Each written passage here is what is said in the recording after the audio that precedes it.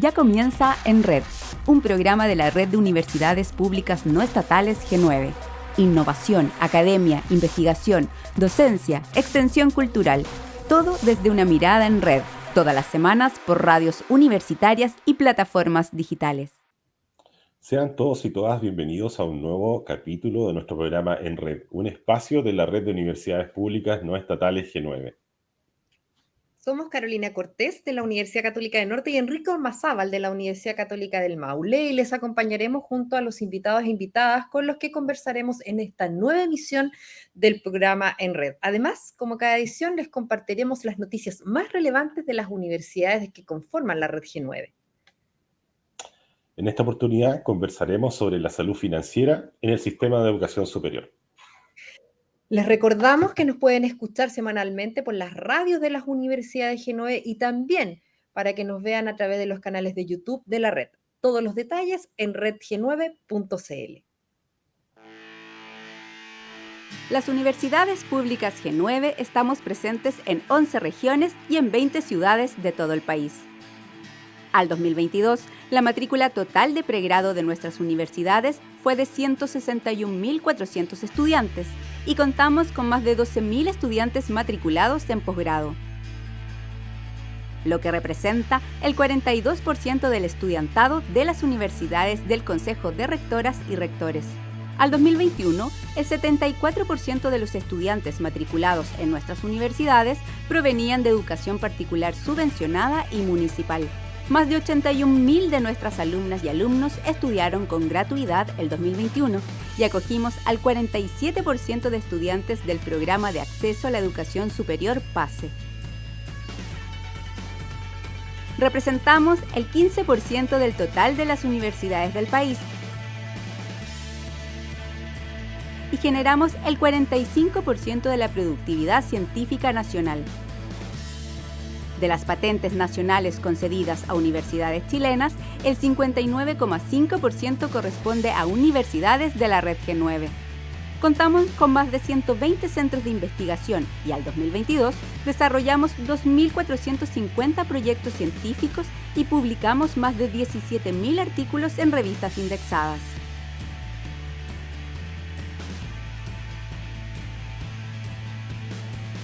Tres de las 5 universidades con 7 años de acreditación son G9. Nuestras universidades promedian 6 años de acreditación, según la Comisión Nacional de Acreditación CNA. Y el 100% tienen acreditadas las áreas de investigación y vinculación con el medio. Somos universidades de servicio público, de excelencia, de innovación. Somos Universidades G9.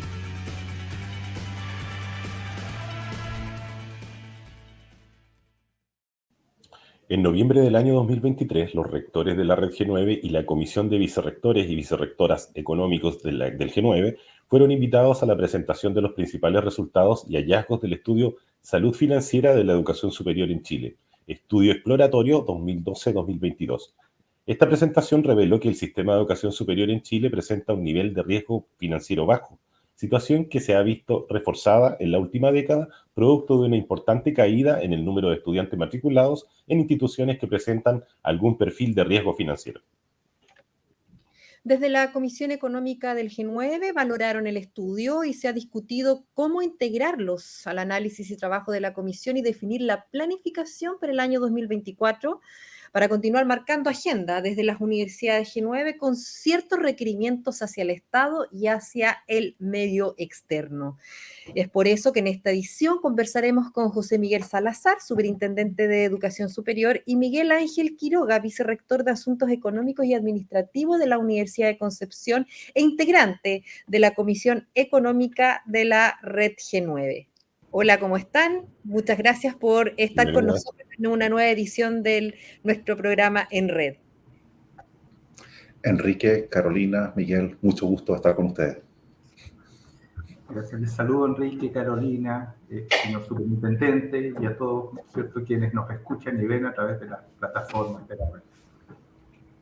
Vamos a comenzar entonces nuestra entrevista del primer bloque de nuestro programa en red con José Miguel Salazar, Superintendente de Educación Superior. José Miguel, ¿cuáles fueron los objetivos principales de realizar este estudio sobre la salud financiera de la educación superior y cuáles son los hallazgos más destacados? A ver, quizás los objetivos más evidentes para nosotros es abrir una conversación acerca del estado de la salud financiera de la educación superior chilena. Como ustedes seguramente bien saben, este ha sido un sector donde ha habido una prioridad de política pública ya por largo tiempo y por tanto había una muy importante distribución de recursos y asociación de recursos al desarrollo de la educación superior como principal palanca del desarrollo del país. Entonces, el país ha invertido muy significativamente en esta área, fundamentalmente a través de sustitución de gasto privado por gasto público, una vez que llegue el CAE, una vez que llega la gratuidad, una vez que se crean las leyes 21.091 y 21.094, que abren nuevas líneas de financiamiento para el sector tradicional y para el sector estatal en particular. Por lo tanto, estamos en un escenario donde era importante saber qué se ha ido consolidando en este tiempo, qué desafíos tenemos como sector y cómo se ve la salud financiera de la educación superior como un todo en un contexto como este, donde pareciera que las cosas están cambiando. Porque de verdad creo que tenemos algunas cosas sobre las cuales tenemos que tener muy presente en esta conversación, a propósito de estas trayectorias que van cambiando y se van modificando con el tiempo. Primero, creo que tenemos todos claro que ya se ha producido una estabilización de la matrícula y que por lo tanto estos crecimientos tan significativos que vimos durante las últimas 3 décadas es difícil que se vuelvan a repetir. Al mismo tiempo vemos que hay un crecimiento de los recursos para el sector, como decía, pero es básicamente a través de gasto público, porque se contrae el apoyo que las familias le daban al sector previamente. Hay una sustitución aquí en la cual hay que hacerse cargo. Y además hay que hacerse cargo de lo que nos pasa en la pandemia, la post-pandemia y los problemas con las finanzas públicas a continuación. Por supuesto, en el escenario post-pandemia y luego el tema de los retiros y de la pensión garantizada y de los distintos apoyos que el gobierno y el Estado ha dado a la sociedad chilena, bueno, tenemos una estrechez de finanzas públicas como pocas veces habíamos visto en décadas recientes y en consecuencia nos abre la pregunta de saber qué nivel de sustentabilidad tiene la educación superior chilena en este contexto. Entonces lo que tratamos de hacer nosotros es ir a ver efectivamente qué ha estado pasando con esta salud financiera, pero no como una foto, sino que más bien como un paneo, es decir, tratamos de ver una década completa de datos para ver cómo las instituciones han ido soportando desde el punto de vista de sus principales indicadores financieros y académicos el desarrollo de este modelo de financiamiento y qué posibilidades ofrece esta circunstancia. Y creo que la principal, si ustedes quieren, aproximación al fenómeno es que no todas las instituciones del sector tienen el mismo escenario, no todas tienen un margen o posibilidad de desarrollo idéntica. Y al revés, tenemos muchos perfiles de situación económica de las instituciones que habla de una gran variabilidad dentro del sector. Y lo que el estudio ha detectado fundamentalmente es darnos cuenta del nivel de diversidad que existe en la educación superior chilena en términos de los perfiles de riesgo financiero que subyacen en cada una de las instituciones de educación superior que participan del sector. Gracias, Superintendente Salazar. Vicerrector Quiroga, en ese sentido, a partir de los resultados de este estudio, el quehacer de la Comisión Económica de la Red G9 y, por supuesto, de su propia institución, ¿qué cambios son necesarios impulsar hoy en términos de salud financiera en las instituciones de educación superior? Bueno, el superintendente José Miguel mencionó aspectos que creo que son muy importantes y que es importante también destacar. Efectivamente, el gasto público se ha incrementado de manera significativa, pero también hay que reconocer que ese aporte ha ido fundamentalmente a las familias y ha tendido a sustituir de alguna u otra manera los recursos que van hacia las instituciones de educación superior.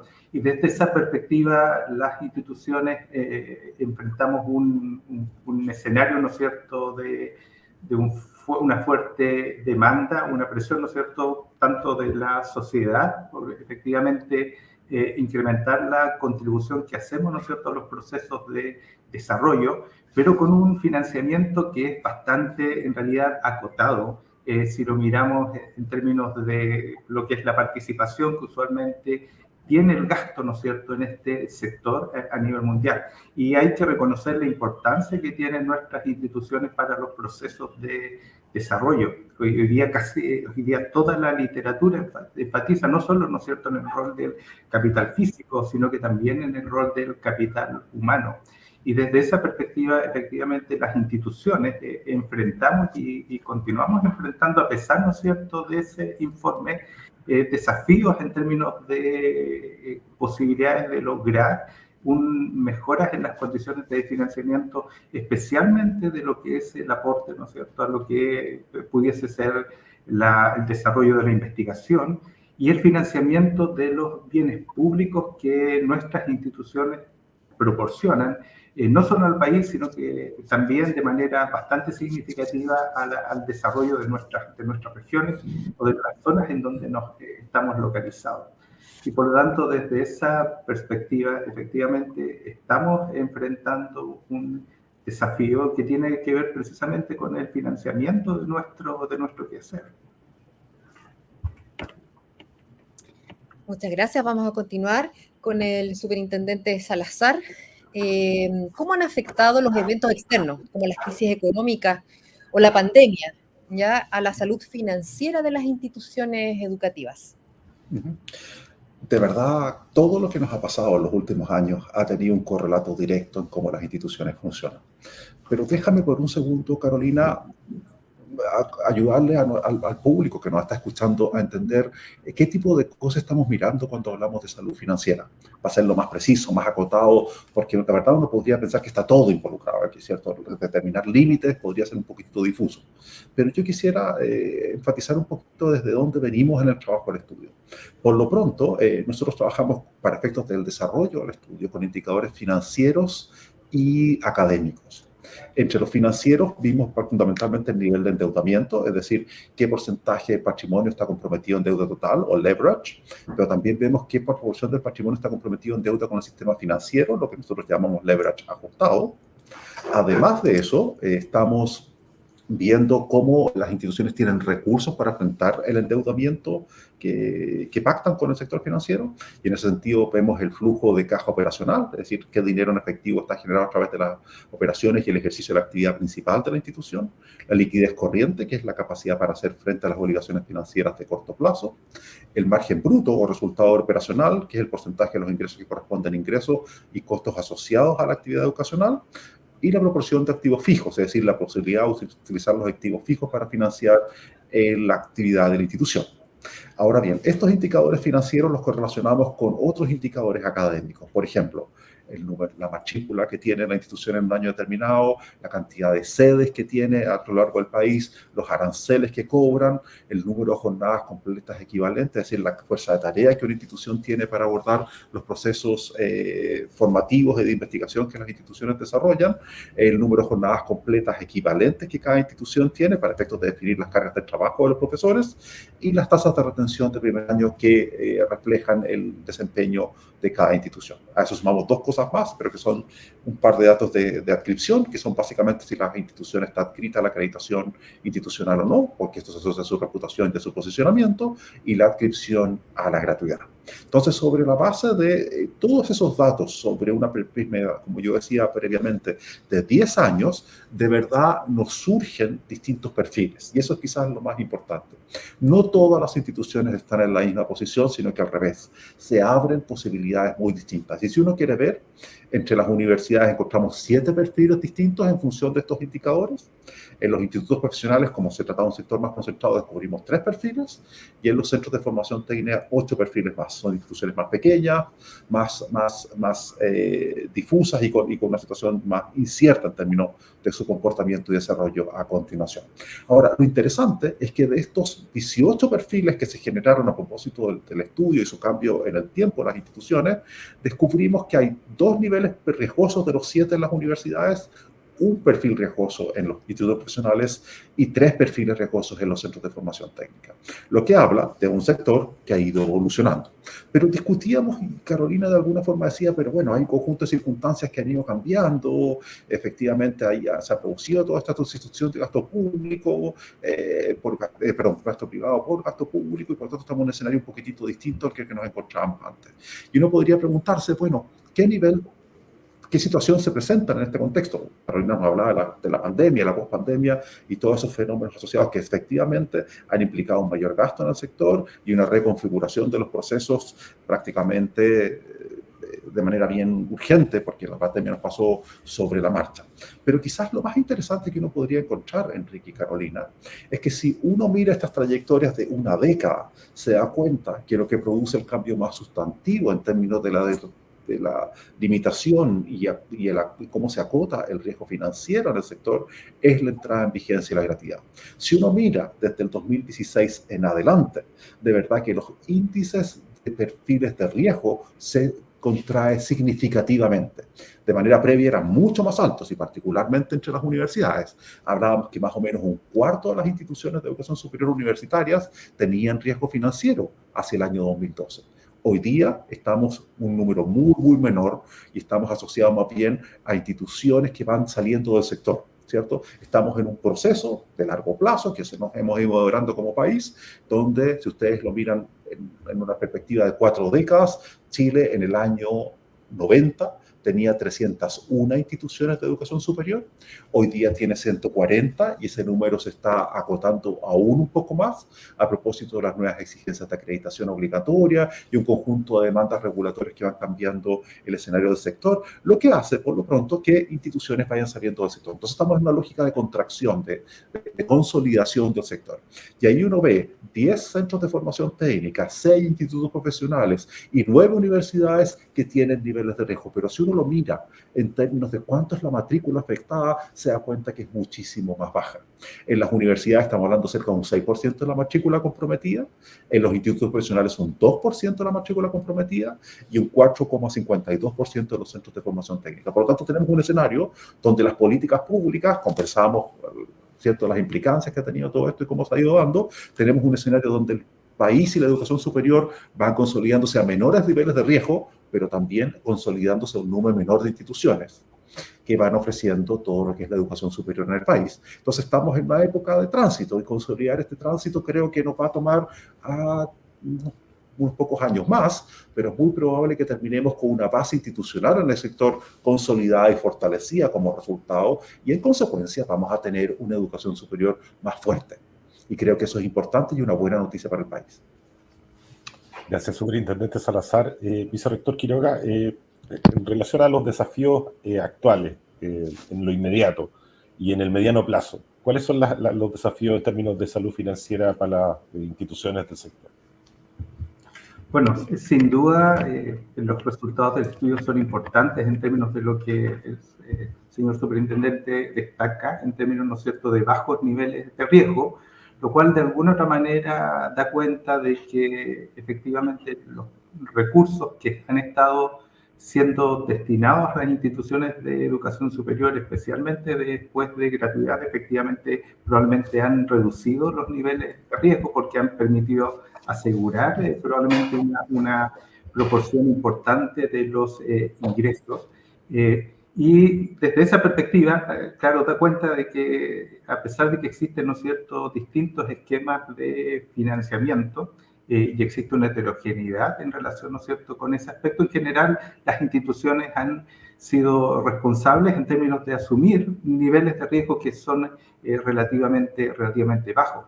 Pero sin duda el desafío, ¿no es cierto?, desde el punto de vista institucional, especialmente, ¿no es cierto?, para un país como el nuestro, que tiene o se caracteriza por tener durante un periodo de tiempo bastante largo bajo crecimiento de la productividad, unas tasas de crecimiento también que son bastante bajas, y cuando digo bajas, ¿no es cierto?, estoy emitiendo de alguna otra manera un juicio de valor, pero que está asociado fundamentalmente a las posibilidades que eso nos da de poder financiar precisamente mejores condiciones de vida y mejores perspectivas de desarrollo para nuestras familias. Y sin duda, cuando uno mira, ¿no es cierto?, los modelos y los éxitos, ¿no es cierto?, desde la perspectiva del desarrollo, claramente lo que uno observa es que estos han estado basados fundamentalmente en el desarrollo de su capital humano, la capacidad de poder entregar mejor educación, mejores herramientas y competencias a su población, que es lo que finalmente permite, ¿no es cierto?, dar estos saltos hacia el desarrollo.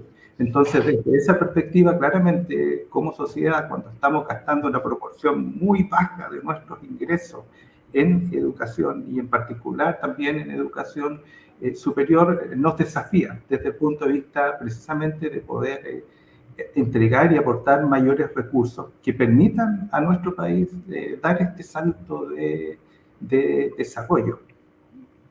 Y sin duda, entonces, desde esa perspectiva, especialmente hoy día, cuando está configurándose un nuevo esquema de financiamiento, nos desafía, porque hoy día el financiamiento va a estar fundamentalmente orientado hacia la formación de pregrado, y existe, ¿no es cierto?, un área importante de recursos institucionales que es, ¿no es cierto?, lo que tiene que también permitirnos generar los avances en innovación, en conocimiento, en transferencia también, ¿no es cierto?, hacia el resto de la sociedad, que sea, ¿no es cierto?, lo que nos permita efectivamente avanzar mucho más rápido y retomar las tasas de crecimiento que tuvimos en el pasado.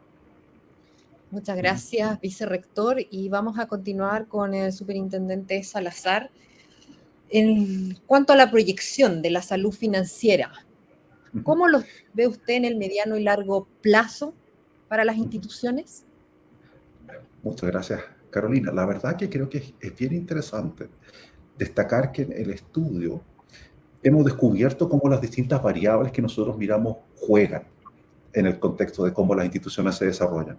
Y creo que, por lo tanto, hay algunas lecciones básicas que, por agregadas que sean, nos sirven para ir viendo cómo va a ser la salud financiera del sector en el futuro. Y por lo pronto, por ejemplo, uno podría decir claramente, y el estudio lo avala con claridad, que una mayor retención, aranceles de pregrado más altos, una mayor matrícula y un ratio alto del número de estudiantes por académico nos coloca en una situación donde los índices financieros de las instituciones son más fuertes, están mejor situadas. Entonces, una institución que logra avances en todos estos ámbitos, en todos estos indicadores, va a tener un mejor desempeño financiero, y creo que eso es evidente. Pero lo interesante, y a lo mejor curioso, es que hay un conjunto de variables que no son tan nítidas en términos del rol que juegan en el desarrollo de las instituciones. Por ejemplo, si una institución tiene una mayor matrícula, es una institución más grande. Tiene una mayor probabilidad de estar en riesgo financiero si se trata de una universidad, pero no si se trata de un instituto profesional. Un instituto profesional que es grande no termina produciéndose en un escenario de riesgo financiero, sino que al revés. Por otra parte, si uno mira el crecimiento de los aranceles, cuando crecen en las universidades hay menor probabilidad de riesgo financiero, pero cuando crecen en los institutos profesionales, quizás por el tipo de competencia que se desarrolla ahí, hay un mayor riesgo financiero asociado a eso. Entonces, tenemos cosas interesantes que se van produciendo que nos van dando cuenta de las características propias de los subsectores y cómo se están configurando y moviéndose al futuro. Al mismo tiempo, si ustedes ven la retención, si la retención disminuye, no es significativa para la salud financiera de las universidades, pero sí en los institutos profesionales. Dado el tipo de modelo formativo que ellos tienen una situación que vale la pena mirar con especial cuidado. Entonces, hay que ver con cuidado que cada uno de estos indicadores, si bien en lo agregado pareciera tener una solución en pos de lo que sería una buena salud financiera, al mismo tiempo vemos que las trayectorias propias y las tendencias y propias lógicas internas que tienen los subsectores van afectando en la salud financiera de las instituciones de distintas maneras. Y creo que eso también es muy importante tenerlo presente, porque no existe una receta universal para encontrarse una buena salud financiera en el contexto de la educación superior chilena. Pero para cerrar, Carolina, si uno me preguntara cómo ve el futuro, bueno, el futuro se ve auspicioso. El futuro nos dice que un porcentaje muy limitado de la matrícula está en instituciones de riesgo financiero y que esa proporción va a seguir bajando en los años que vienen. Por lo tanto, vuelvo a mi mensaje original. Creo que estamos en una posición bastante buena en términos de darle más o menos garantías a la sociedad chilena que la base institucional de la educación superior se consolida y fortalece en el tiempo, permitiendo un mejor desarrollo del sector como un todo. Muy tranquilizadoras sus palabras y positivas para el sector de la educación superior, superintendente Salazar. Vicerrector Quiroga, ¿cuál es la reflexión que se ha realizado al interior de las instituciones y cómo se garantiza la sostenibilidad financiera en la educación superior? Bueno, sin duda ese es un tema muy relevante, muy importante. Somos, ¿cierto?, instituciones que tenemos que proyectarnos a través del tiempo.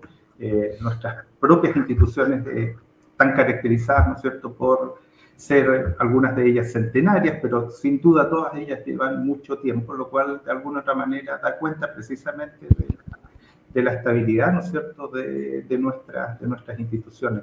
Y sin duda, ¿no es cierto?, desde el punto de vista financiero, claramente, ¿no es cierto?, desde el punto de vista de gestión, tenemos que tener sistemas de gestión, sistemas de aseguramiento de la calidad que nos permitan no solo, ¿no es cierto?, asegurar la entrega de un buen servicio, sino que también hacerlo, ¿no es cierto?, en condiciones que nos permitan la sustentabilidad futura de nuestro proyecto.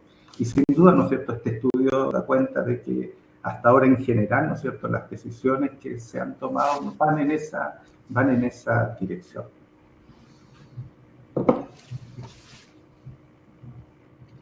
Muchas gracias. Ya estamos finalizando esta entrevista, no sin antes hacerle una pregunta a ambos. Vamos a empezar por el superintendente Salazar. Y tiene que ver un poco con la correlación, si existe alguna correlación entre la salud financiera y la calidad de la educación. Superintendente. En términos generales, sí. Pero en la medida que uno va sumando todos estos indicadores como un compost de datos, si lo hace uno a uno, empieza a difuminarse, no se alcanza a ver. Les insisto, si una universidad tiene alta matrícula, tiene más salud financiera, pero si un IP tiene más matrícula, no necesariamente va a ser esa lógica. Entonces tenemos que tener cuidado en términos de mirar esto agregadamente y asegurarnos que tanto el desempeño en los indicadores financieros como los académicos van sumando en el tiempo. Yo creo que la educación superior chilena está en posición de hacerlo. El vicerrector Quiroga nos dice, hay desafíos, es decir, no es todo transparente, no es todo nítido a continuación. Evidentemente hay desafíos y por supuesto en la medida que una educación superior crece y se complejiza, bueno, hay nuevas funciones que se cumplen y hay que pensar cómo establecer fuentes de financiamiento permanente para esas funciones que se van desarrollando en el tiempo. Ustedes saben, seguramente lo han experimentado en su propia vida, Enrique y Carolina, la cantidad de doctorados que Chile ha tenido se ha multiplicado de manera bien decidida en las últimas 2 décadas. Antes prácticamente no teníamos ninguno. Y por supuesto eso está dando la generación de una mayor masa crítica científica y por lo tanto más posibilidad de formar profesores universitarios, de producir internacionalización. Hay un conjunto bien importante de cosas que están pasando, pero seguramente aprovechar esas oportunidades implica que nuestras instituciones tienen que tener una capacidad de gestión estratégica muy demarcada hacia el futuro. De alguna forma la subsecretaría y el gobierno nos han dicho que esperan tener una agenda de modernización para la regulación porque estiman que ya la regulación necesita dar un paso nuevo. Bueno, las instituciones como todos también tenemos que movernos en esa dirección y prepararnos para un escenario de mayor demanda, de mayor centralidad en el desarrollo local y nacional, de un trabajo más concientizado y más articulado con la sociedad en su conjunto para que la legitimidad de la educación superior no sea tema en el futuro. Creo que estamos en una posición muy expectante, yo soy muy optimista respecto a lo que viene, pero también hay que tener cuidado y tomar las medidas necesarias para proteger a las instituciones, porque cuando eso no pasa, ustedes lo han visto seguramente en muchos casos, la situación es bien dramática. Entonces tenemos que prever que esos resultados no se producen porque la promesa que la sociedad chilena le hace a las familias y a sus ciudadanos más jóvenes es muy importante y es muy importante que la cuidemos entre todos. Muchas gracias, superintendente. Vicerrector. Bueno, sin duda es un aspecto que está estrechamente relacionado y puede estar efectivamente vinculado a lo que es la gestión de la calidad y que donde claramente el quehacer institucional de nuestras instituciones con su financiamiento tienen necesariamente que conversar y eso se refleja precisamente en esta consistencia. Claramente los recursos son escasos, los recursos son limitados y entonces lo que tenemos que hacer es precisamente encontrar aquellos proyectos que tributan o generan un mayor impacto desde el punto de vista social y eso claramente, ¿no es cierto?, implica poder desarrollar en nuestras instituciones una adecuada gestión de la calidad, una adecuada gestión estratégica, como bien lo señalaba el señor superintendente, ¿no es cierto?, de tal forma de efectivamente ir colocando aquellos recursos en aquellos proyectos que tengan un mayor impacto. Y aquí quiero hacer un énfasis, no solo en nuestras instituciones, cuando hablamos de impacto estamos hablando de impacto público, impacto en nuestra sociedad, y eso se traduce usualmente en impactos también en nuestros territorios y en la calidad de vida de las personas que ahí se van. Agradecemos a nuestros invitados de hoy por compartir su visión y análisis sobre el tema de la salud financiera en la educación superior en Chile. Muchas gracias por acompañarnos en este nuevo capítulo de En Red. Gracias a ustedes por la invitación. Muchas gracias, Enrique y Carolina, por la invitación y muchos saludos, Miguel. Que estén muy bien en Concepción. Muchas gracias. Adiós. Nos reencontramos luego de una pausa para seguir conectados en nuestro programa En Red. Aquí se forman los que creen que para transformar el mundo hay que partir por uno mismo. Los que piensan que no hay que esperar el mañana para liderar las transformaciones que el mundo necesita. Los convencidos de que las decisiones que tomamos cada día construyen una sociedad más justa y solidaria. Aquí se forman profesionales íntegros, pero sobre todo, personas con vocación de servicio. Estudia en AUCSC. Cambia el futuro hoy. En TecUCT estamos preparados para los nuevos escenarios del mundo laboral. Te invitamos a potenciar tus talentos, servir a la comunidad y entregar soluciones a las demandas del sector productivo. Descubre tu vocación y pon en práctica tu talento en una institución de prestigio y excelencia académica. Instituto Tecnológico TecUCT. Creatividad e innovación con el respaldo de la Universidad Católica de Temuco.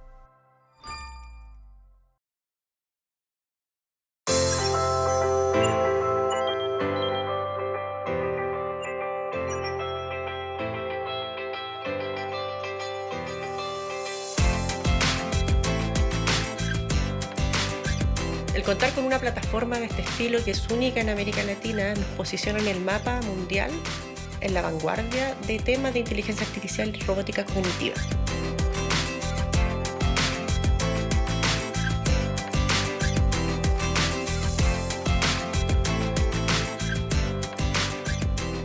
Los algoritmos que desarrollamos para estos agentes artificiales, lo importante es que dependen de un contexto, dónde están inmersos, qué forma tienen y cómo me relaciono con el entorno. Entonces esta investigación apunta a entender ese proceso y hacer que nuestra interacción sea de forma más empática.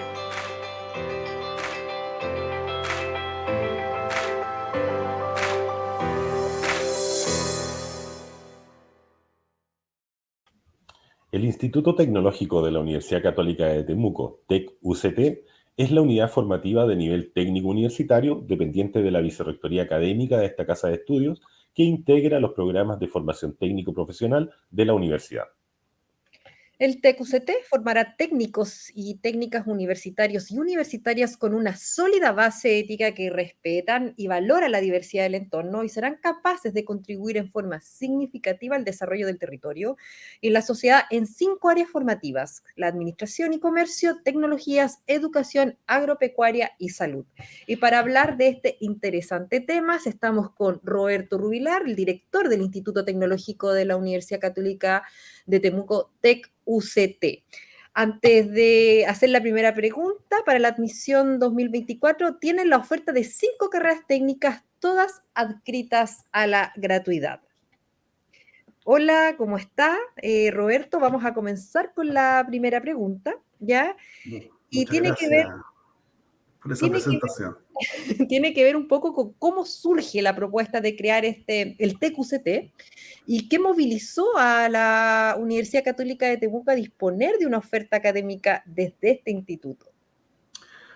Ya, primero comentar que nuestra universidad tiene una larga y rica tradición en la formación de técnicos universitarios, ¿ya? No es una figura nueva dentro de los programas de la universidad. Desde hace más de 60 años que tenemos historia, ¿no es cierto?, como una institución, y luego de nuestro nacimiento, que principalmente orientado a las carreras del área de la educación, en una segunda instancia o en una segunda etapa, lo que más fuerte creció en su momento fueron las carreras técnicas, que después impulsaron el crecimiento de otras carreras de pregrado profesionales. Haciéndose cargo un poco de esta herencia, hace unos 13 o 12 años se crea la Facultad Técnica, donde se agrupan todas las carreras técnicas universitarias, ¿no es cierto?, que en ese momento se estaban dictando dentro de la universidad. Ahí, luego de un proceso de maduración y de análisis, ¿no es cierto?, de lo que estaba ocurriendo con nuestro entorno y con las necesidades regionales, se toma la determinación de formar ya pasar de un estadio de facultad a ahora un nuevo estadio en el cual somos un instituto tecnológico que recoge toda esta rica herencia, recoge todos esos aprendizajes, ya de tal manera de poder relanzar una oferta académica para este año 2024, ya como tú lo decías, en cinco carreras que son todas muy atingentes y muy pertinentes con nuestra realidad y nuestras particularidades, ¿no es cierto?, aquí en la región de la Araucanía. Gracias, director Rubilar. Coméntenos un poco de la oferta de matrícula. ¿Qué carreras tienen matrícula disponible para este 2024? Bueno, a ver, nuestra oferta está compuesta por la carrera de técnico universitario en educación parvularia y nivel NB1, ya una carrera, ¿no es cierto?, muy, muy atractiva dentro de nuestra zona. Técnico en electricidad, técnico universitario. Eso hay que decirlo, técnico universitario, es cierto que hay que relevar, es una de las grandes fortalezas, ¿ya? En electricidad, el técnico universitario en producción agropecuaria sostenible, el técnico universitario en informático y el técnico universitario en gestión y administración de empresas, ¿ya? Esta es una zona que requiere de muchos técnicos, ¿cierto? Y esta es una oferta que nosotros estamos súper convencidos de que va a ser un aporte para nuestra región. Continuamos con la entrevista. ¿Qué impactos se esperan generar con este nuevo instituto en la región? Bueno, en general, yo creo que por todos conocido es que nuestra región, lamentablemente, pero siempre con una mirada de esperanza, está en los últimos lugares casi siempre en los rankings de competitividad regional. ¿Ya? Esta es una región donde efectivamente hay una brecha, ¿no es cierto?, brechas en todos ámbitos sociales, culturales, ¿cierto?, en la pobreza, en los niveles de renta. Y lo que nosotros pretendemos con esta oferta justamente es contribuir a la disminución de brechas, ¿no es cierto?, a la generación de técnicos que sean un aporte a las empresas y a las instituciones a las cuales se puedan integrar, de tal manera de ir generando y ser parte de este motor de crecimiento y poder apalancar, ¿no es cierto?, estos procesos que son tanto económicos como sociales, de tal manera de que nuestra región pueda, ¿cierto?, salir de estos lugares de los rankings de competitividad regional e ir escalando. Y no solamente por un tema de ranking, sino porque entendemos de que lo que hacemos con nuestro rol es un rol social, ¿cierto?, ir generando mejores y más oportunidades para las personas y de tal manera, ¿no es cierto?, de que también podamos crecer a través de las personas, las regiones. Director Rubilar, desde la visión que tiene este nuevo Instituto Técnico de la Universidad Católica de Temuco, ¿cuál es la evaluación del sistema de educación superior técnico profesional en Chile? ¿Qué ustedes hacen? Bueno, en términos bien generales, hay que reconocer que hoy día la oferta técnica está como, podríamos decir que concentrada ya en grandes actores nacionales, ¿ya? Y también, por otro lado, en el otro extremo del continuo tenemos, ¿no es cierto?, las instituciones que tenemos una pertenencia un poco más local, ¿ya? En ese sentido, nosotros estamos convencidos de que el pertenecer al ser parte de una región, estar nuestro gobierno, ¿cierto?, corporativo dentro de esta región, nos permite ir tomando decisiones mucho más ágiles y más atingentes para las necesidades de la región, ¿ya? Entonces, lo que se observa es efectivamente que hay grandes instituciones, y no vamos a desconocer el tremendo aporte que ellas realizan, por favor, no es ese el sentido, pero que en esa extensión territorial tal vez se puede perder algo de la pertenencia local, ¿ya? Porque hay que entender que en general, ¿no es cierto?, los procesos, en los perfiles de egresos, ya de las casas de estudios que son un poco más grandes y extensas territorialmente, se debe mantener por un tema, ¿no es cierto?, de homogeneidad de esos perfiles de egresos. Y eso le resta tal vez un poco de pertinencia y detectar necesidades locales, ¿ya?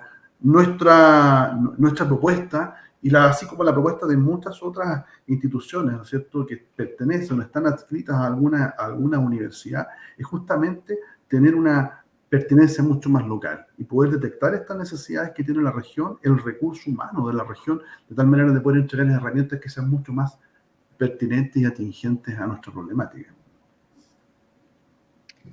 Director Rubilar, y en cuanto a las carreras técnicas en Chile, ¿cómo podría hacer usted una evaluación? ¿De qué forma el Estado debe apoyar las carreras técnicas desde el perfil de los estudiantes, las ventajas que tiene la educación técnica, los costos aproximados, los tiempos. ¿Qué nos puede decir sobre eso?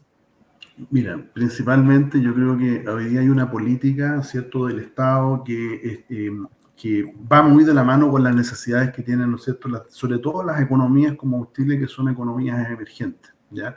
Hoy día, ¿no es cierto?, hay una serie de mecanismos y recursos que nos permiten trabajar en el segmento técnico y profesional, ¿ya?, con la tranquilidad de saber de que además el Estado, ya no solamente durante los últimos años, durante un periodo largo bastante de tiempo, ¿no es cierto?, está generando las condiciones para que nuestros técnicos, sobre todo, ¿no es cierto?, encuentren empleabilidad. Hoy día hay un rol súper importante, ¿cierto?, del Estado de decir que las carreras técnicas son hoy día opción, ¿ya? Y nos ha permitido desmitificar esto de que las personas que estudian carreras técnicas es porque no pudieron entrar a estudiar a la universidad.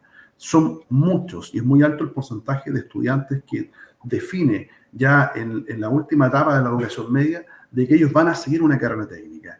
Y eso hoy día, ¿no es cierto?, a través de las políticas del Estado nos permite poder convertirlo en realidad, ser un camino formativo, ¿no es cierto?, inclusive articulándonos con la educación media técnico-profesional, los institutos y los centros de formación técnica, y que también y posteriormente nos permite a nuestros estudiantes, si es que quieren, ¿cierto?, poder encontrar empleo inmediatamente, porque esa es una de las características que tiene la formación técnica profesional, la alta empleabilidad, pero también les permite continuar estudios dentro de las universidades, ¿ya? Yo diría que ese es el principal análisis que hacemos nosotros. Director Rubilar, finalmente, para los estudiantes que nos escuchan y ven, ¿dónde pueden encontrar la información de la oferta académica del TEC UST? Bueno, dentro de la página de la Universidad Católica, uct.cl, también tenemos nuestro propio sitio, que es tec.uct.cl, ¿ya? Nosotros estamos ubicados en un punto neurálgico acá de la ciudad de Temuco, la comuna de Temuco, en un sector que es el barrio universitario, por así decirlo, ¿no es cierto? Estamos en el campus San Francisco, en pleno corazón de Temuco, y también, evidentemente, a todos nuestros interesados y postulantes, si quieren venir a acercarse, hay un equipo completo de personas que está dispuestos y disponibles para poder entregar la información. Agradecemos a Roberto Rubilar, director del Instituto Tecnológico de la Universidad Católica de Temuco, TEC-UCT. Muchas gracias, director. Gracias, Carolina. Gracias, Enrique. Muy agradecido. Hasta luego. Hasta luego. El programa en red es emitido por las diversas plataformas radiales y canales de difusión de las universidades de la Red G9. Hoy les traemos noticias desde la Universidad Católica de la Santísima Concepción, de la Universidad de Concepción y de la Universidad Católica de Temuco. Hola, soy Paula Gutiérrez y los saludo desde el campus San Andrés de la UCSC. Y aunque los alumnos se encuentran en temporada de vacaciones, muchos de ellos disponen de su tiempo libre para participar de las tradicionales misiones de verano de la pastoral universitaria. En esta oportunidad, el destino elegido fue la comuna de Cabrero, en particular las localidades rurales de Colicheo y El Progreso, hasta donde llegaron cerca de 30 jóvenes para animar la fe de las comunidades. Así lo destacó Monseñor Bernardo Álvarez, administrador diocesano y pro-gran canciller de la UCSC, junto a los voluntarios y beneficiarios de esta valiosa actividad.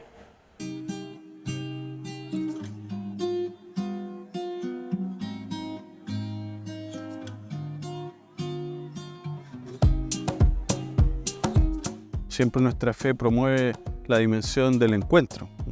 Y creo que ellos viven profundamente esta dimensión, acercándose a las personas, interrelacionando en sus propios hogares, quizás renovando, atrayendo esta dimensión también, participando en la escuela, en los talleres, en la capilla, celebrando los sacramentos, viviendo diversas dimensiones que promueven en este caso un encuentro en la fe.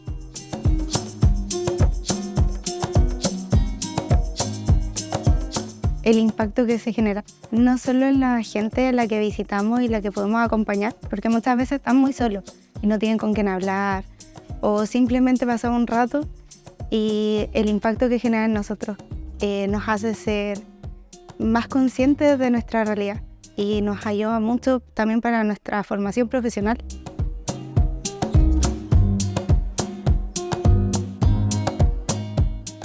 Dios mediante podrían existir en todas las comunidades jóvenes como ellos para que nos ayuden, porque de verdad que en las comunidades muchas veces nos falta ese apoyo de jóvenes, así también de adultos a veces, de personas que nos motiven, nos ayuden a que sigamos adelante. Como cada año, la Universidad de Concepción realiza su tradicional Escuela de Verano 2024, una instancia que tiene una nutrida agenda cultural y académica para toda la comunidad. La reconocida actriz Paulina Urrutia Fernández fue una de las invitadas al hito de lanzamiento de la Escuela de Verano 2024, que lleva como lema Creación, Vida y Escenas. Me siento profundamente honrada, además agradecida, y está en el marco de una escuela de verano que se abre a la comunidad a través del arte, de las charlas, de los cursos. Es maravilloso porque no hay mejor instrumento para vincular la academia con la comunidad que el arte. Durante 2 semanas la universidad ofrece a la comunidad talleres, cursos, charlas y espectáculos al aire libre, de manera totalmente gratuita. La vicerrectora de Relaciones Institucionales y Vinculación con el Medio, doctora Jimena Gauché, nos cuenta sobre los objetivos de esta actividad. Decidimos darle un sello bastante especial que tiene que ver con conectarnos con los tiempos que estamos viviendo, y eso se suma además a un contexto muy particular en la Universidad de Concepción en el año 2024, que es la apertura de la carrera de teatro, los 100 años de la revista Atenea, los 100 años de medicinas. Quisimos de alguna manera darle un sentido en que la creación a través del conocimiento que se desarrolla en esta universidad, la vida en sus distintas manifestaciones y las escenas representadas por el teatro, el arte y la cultura sean el eje de esta Escuela de Verano de enero del 2024. La Escuela de Verano se desarrolla de manera simultánea en los campos Concepción, Chillán y Los Ángeles. Helen Díaz Páez, directora de este último campus, nos habla sobre los resultados esperados para su comunidad. Creemos que hemos ido creciendo año a año con las actividades de esta escuela. La partida ha sido igual de grande. Hoy veíamos una gran cantidad de jóvenes tomando parte de lo que es la vida universitaria. Este año el cantautor Nano Stern, en conjunto con la Orquesta Sinfónica de la Cor-Cudec, pondrán el broche de oro a esta edición. Desde la Universidad de Concepción, Vanessa Vega para En Red. Y en la Casona Malmus del campus Monseñor Menchaca Lira se presentó a la directora de la Escuela de Medicina de la Universidad Católica de Temuco ante el rector Aliro Borges. Nos referimos a la doctora Jenny Collipán, quien va a hacerse cargo de esta escuela durante la primera admisión de lo que va a ser una de las nuevas carreras que tiene la Universidad Católica de Temuco para su proceso de matrícula 2024. Ella es doctora con una vasta experiencia. En la oportunidad también se pudo presentar junto también a otros docentes que van a impartir clases en lo que va a ser este 2024 ante precisamente el rector Aliro Borges, también el vicerrector académico David Figueroa y la decana de la Facultad de Ciencias de la Salud, Berta Escobar. Y eso es porque un nuevo hito se vivió en la instalación de la carrera de Medicina de la Universidad Católica de Temuco. Se trata de la presentación del primer equipo directivo de la Escuela de Medicina, que será liderado por la doctora Jenny Collipal Cayún. La doctora Collipal Cayún es médica urgencióloga con la subespecialidad de salubrista. Cuenta con más de 15 años de experiencia en la atención en salud pública y privada. Además, este equipo, que es liderado por la doctora Jenny Collipal Cayún, oriunda de Padre Las Casas, cuenta con la participación del doctor Leonardo Arroyo Inostroza, quien es médico familiar y asume como académico de la carrera. Y además, integra a la doctora Daniela Schneeberger, quien asume el cargo de secretaria de estudios, destacando que este desafío es gigante y que quieren implantar una marca en la casa de estudios. Estoy muy agradecida de la oportunidad que me da la universidad de poder participar de este hito a nivel regional y nacional, que es la creación de una facultad de medicina. Lo tomo este desafío con mucha humildad, con mucha altura de miras, esperando tener un producto final de aquí a unos 7 años que tenga un sello característico de nuestros alumnos, que nuestros alumnos se identifiquen con la universidad.